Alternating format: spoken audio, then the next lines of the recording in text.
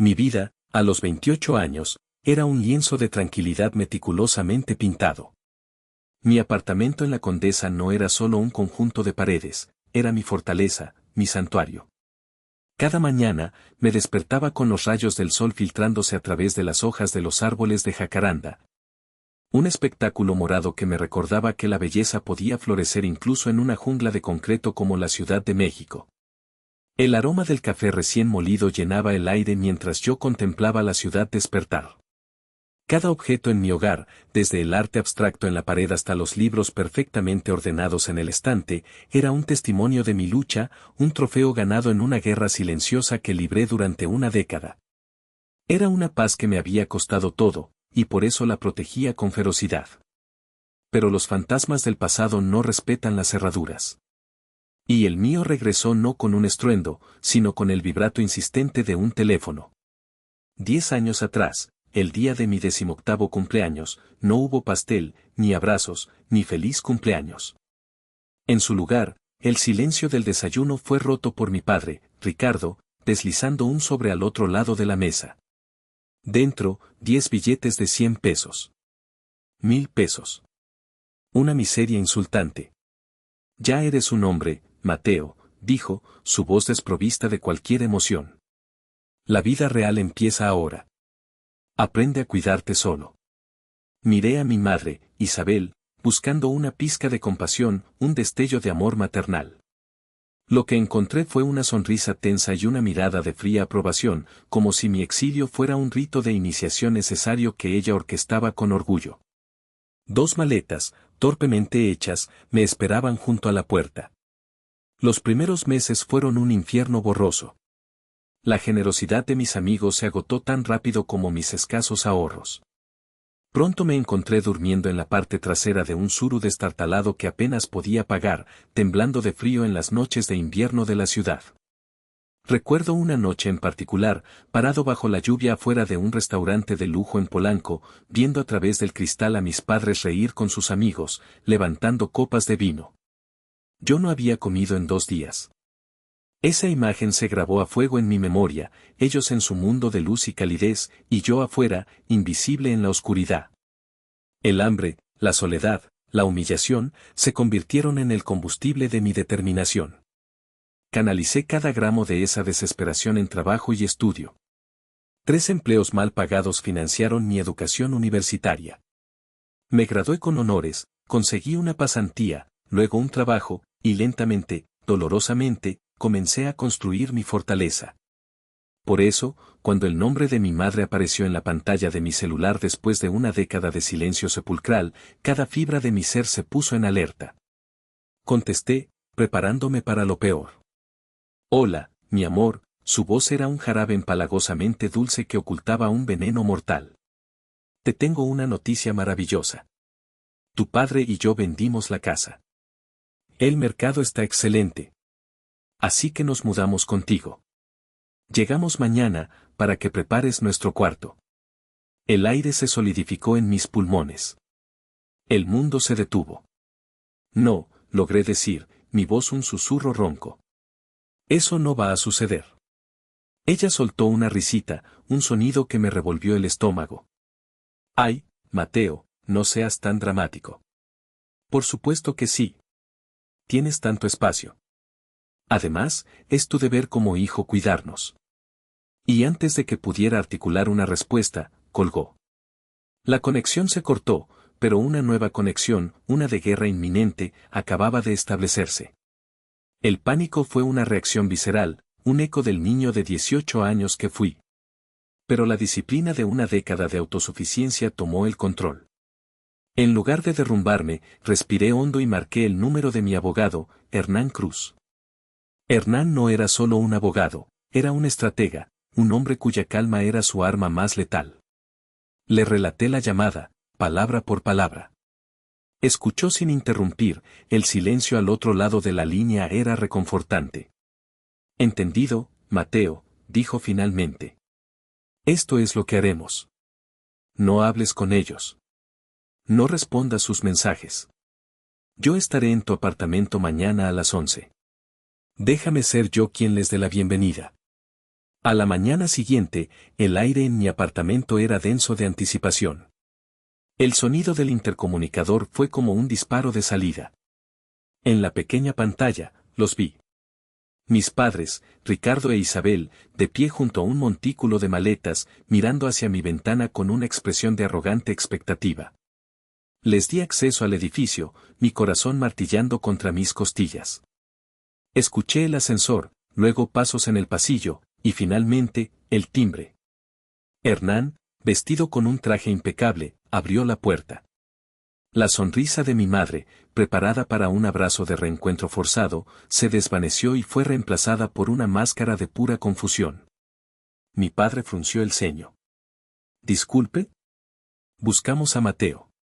Somos sus padres. Lo sé perfectamente, respondió Hernán, su voz suave pero con un filo de acero. Soy Hernán Cruz, el abogado del señor Mateo. Él me ha instruido para comunicarles que no están invitados a esta residencia. ¡Qué absurdo!, exclamó Isabel, intentando mirar por encima del hombro de Hernán. Mateo, hijo. Ya estamos aquí. El señor Mateo es consciente de su presencia, continuó Hernán, sin moverse un centímetro.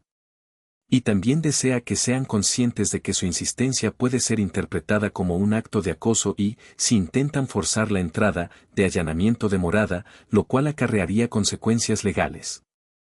En ese momento, aparecí detrás de Hernán. El rostro de mi madre se transformó, la confusión dando paso a una ira teatral. Mateo. ¿Cómo puedes hacernos esto? ¿A nosotros? ¿No recuerdas cuando te cuidaba de niño, cuando tenías fiebre? El chantaje emocional en su máxima expresión. Recuerdo perfectamente, respondí, mi voz fría como el hielo. También recuerdo los 10 años que pasaron sin una sola llamada para saber si tenía fiebre o si siquiera estaba vivo. No pueden aparecer ahora y reclamar derechos que abandonaron hace una década. La cara de Ricardo se ensombreció. Vio la determinación en mis ojos y la presencia inamovible de mi abogado. No había nada que pudieran hacer. Vámonos, Isabel, masculló, agarrando las maletas. Tuvieron que dar media vuelta. Pero justo antes de que el ascensor se cerrara, mi madre me miró con un odio que prometía venganza. Esto no se queda así, Mateo. La familia es la familia, siseó. Y cumplió su promesa. La guerra no sería con maletas en mi puerta, sino a través de las ondas telefónicas. Empezaron a llamar a toda la familia. Mi tía Laura me llamó llorando, acusándome de ser un monstruo sin corazón. Mis primos me enviaron mensajes llenos de odio. La narrativa era perfecta, los padres ancianos y desamparados, y el hijo millonario y cruel que los dejaba en la calle. Me estaban aislando, envenenando el pozo, preparándose para el siguiente asalto. Creí, estúpidamente, que su campaña de difamación familiar sería el final. Que, habiendo sido humillados y rechazados, se retirarían a lamer sus heridas. Subestimé su capacidad para la escalada, su negativa a aceptar un no por respuesta. 2 semanas después de la confrontación en mi puerta, llegué a casa después de un día agotador. Lo primero que noté fue una astilla de madera en el suelo junto a la entrada. Mi corazón se desplomó. Levanté la vista y vi la marca inconfundible de una palanca en el marco de la puerta. Estaba entreabierta. Un terror helado recorrió mi espalda. Entré lentamente, llamando, hola. Solo el silencio me respondió. La sala de estar era una zona de desastre. No era un robo, era una violación. Los cojines del sofá habían sido acuchillados, las páginas de mis libros arrancados y esparcidos, una fotografía mía con mis amigos de la universidad estaba en el suelo. Con el cristal roto y mi rostro tachado con un marcador negro. La televisión de pantalla plana que tanto me costó, ahora tenía una enorme grieta en el centro. Era un acto de pura malicia, un mensaje. Y entonces, escuché un ruido proveniente de la cocina. El tintineo de cubiertos. Mi instinto de supervivencia se activó. Agarré la estatuilla de bronce de mi escritorio, pesada y sólida, y me deslicé hacia la cocina. La escena que me encontré era tan surrealista que por un momento pensé que estaba alucinando. Mis padres. Ricardo estaba sentado a la mesa, comiendo directamente de un bote de helado de mi congelador. Isabel estaba de pie, preparando un sándwich con mis ingredientes, como si estuviera en su propia casa. La rabia me cegó, desplazando al miedo. ¿Qué demonios están haciendo aquí? Mi voz sonó como un gruñido. Isabel se giró, sin la menor señal de sorpresa o culpa. Teníamos hambre. Un hijo debería alimentar a sus padres. ¿Y la sala? Grité, señalando hacia el caos. ¿Eso también era parte del menú? Ricardo se encogió de hombros. Solo tomamos un pequeño adelanto de lo que nos debes. Una compensación por tu falta de gratitud. La absurdidad de sus palabras me rompió. Saqué mi teléfono y marqué el 911 sin dudarlo. Policía, necesito reportar un allanamiento en curso. Los ojos de mi madre se abrieron con pánico real. Cuelga ese teléfono, Mateo. No te atrevas. Mi padre se levantó de un salto, tirando el bote de helado. Y vámonos, Isabel, ahora, la agarró del brazo y salieron corriendo por la puerta, dejándome en medio de los escombros de mi santuario. La policía llegó, tomaron mi declaración, fotografiaron los daños. El oficial más viejo suspiró. Un asunto familiar. Es complicado. Pero el informe se archivó. Y yo cambié las cerraduras y instalé un sistema de seguridad. Pensé que eso los detendría. Pero ellos simplemente cambiaron de arma. Una semana después, un mensajero me entregó un sobre. Dentro, un documento legal. Me estaban demandando. No por dinero. Por la restitución de sus derechos perentels de cohabitación. Era una locura. Llamé a Hernán. Su risa fue corta y sin alegría. Esto es un manual de tácticas de acoso, Mateo. No pueden ganar, pero pueden hacer que el proceso sea un infierno. Quieren arrastrarte por el lodo, que gastes una fortuna, que tu vida se detenga. Quieren quebrarte. La demanda era un frente de batalla público y agotador, pero mis padres, en su infinita crueldad, abrieron otro frente, uno clandestino y mucho más peligroso, mi carrera. Comprendieron que mi estabilidad financiera era la fuente de mi independencia y decidieron envenenar el pozo del que bebía. Comenzó sutilmente. Mi jefe, Carlos, me llamó a su oficina. Oye, Mateo, recibí una llamada muy extraña de una mujer que decía ser tu madre. Estaba divagando sobre valores familiares y lo mucho que has cambiado. La corté, pero pensé que debía saberlo. Lo agradecí, sintiendo una punzada de humillación. Pero eso fue solo el disparo de advertencia. La verdadera ofensiva llegó una semana después. Fui convocado a una reunión con Carlos y la directora de Recursos Humanos, una mujer llamada Sofía cuya expresión normalmente afable era ahora una máscara de profesionalismo impenetrable. Sobre la mesa de conferencias había una carpeta delgada. Mateo, comenzó Sofía, esta es una conversación difícil. En los últimos días, hemos recibido varias quejas anónimas a través de nuestro portal interno. Son sobre ti. Sentí que el suelo se abría bajo mis pies. ¿Qué clase de quejas?, pregunté, mi voz apenas un susurro. Sofía deslizó la carpeta hacia mí. La abrí con manos temblorosas. Eran correos electrónicos impresos, redactados con una malicia calculada. Me acusaban de crear un ambiente de trabajo hostil. Insinuaban que tenía problemas de ira y que era verbalmente agresivo con mis colegas. La peor de todas, una mentira elaborada, sugería que había sido visto bebiendo en exceso en eventos de la compañía y que mi comportamiento era errático y preocupante. Eran puñales diseñados para matar mi carrera. Carlos, mi jefe, carraspeó. Investigué esto por mi cuenta, Mateo. Hablé con tu equipo. Nadie respalda estas afirmaciones. Sabemos que es basura. Sentí una oleada de alivio, pero fue efímera. Sin embargo, continuó Carlos, alguien está invirtiendo tiempo y esfuerzo en destruirte desde dentro. Esto es serio. Quieren que te despidan. Y en ese momento, en esa sala de reuniones fría y corporativa, bajo las luces fluorescentes, todo encajó. La llamada. La confrontación. El allanamiento. La demanda. Las mentiras. No era por dinero. No era por un techo. Era por control. Los había desafiado, había escapado de su órbita de toxicidad y no podían soportarlo. Si no podían poseerme, me destruirían. La última gota de piedad o duda en mi interior se evaporó. El miedo que había sentido se transformó en una rabia fría y cristalina. Ya no se trataba de defenderme.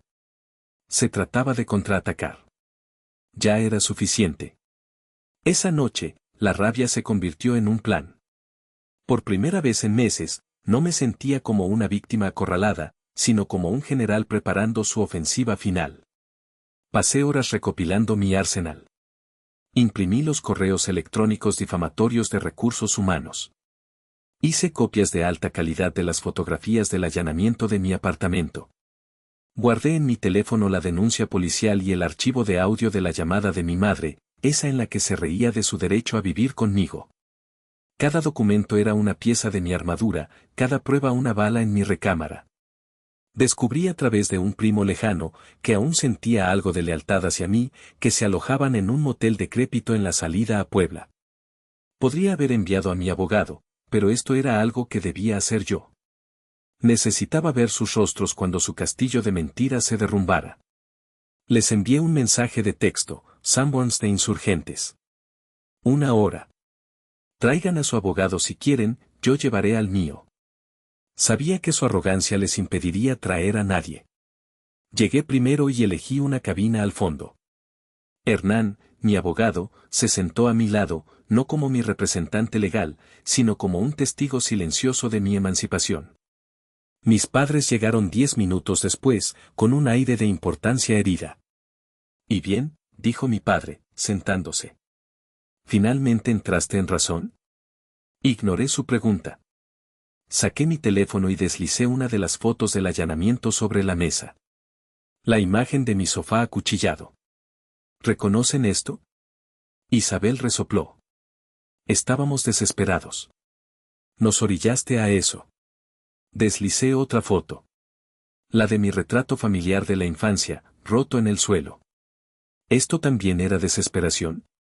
Luego, saqué las impresiones de los correos a mi trabajo. Las puse frente a ellos. Y supongo que esto fue un intento de reconciliación familiar, ¿verdad? ¿Acusarme de ser un abusador violento? El rostro de Ricardo perdió su color. Isabel comenzó a tartamudear. No, no sabemos de qué hablas. Ah, claro que sí, dije con calma. Luego, pulsé play en mi teléfono.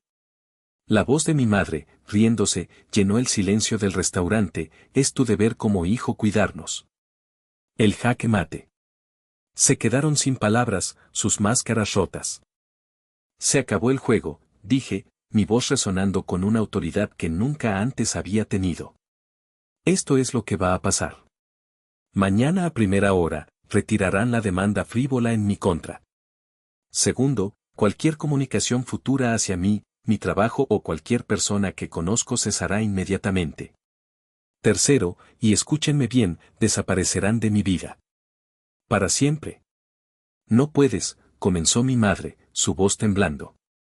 Puedo y lo haré, la interrumpí. Si violan cualquiera de estas condiciones, todo este expediente, señalé las pruebas sobre la mesa, irá directamente a la policía para presentar cargos por allanamiento, difamación y acoso. Y también a cada miembro de la familia y a la prensa, si es necesario. Destruyeron su vida con su propia codicia. No permitiré que destruyan la mía. Por primera vez, vi miedo en los ojos de mi padre. Miedo real. Vio que el niño al que habían desechado se había convertido en un hombre que no podían controlar. Asintió lentamente. Me levanté, Hernán a mi lado, y me fui sin mirar atrás.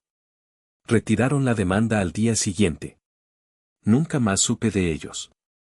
Perdí a algunos familiares en la batalla, pero fortalecí los lazos con mi familia elegida, la que se basa en el respeto, no en la obligación.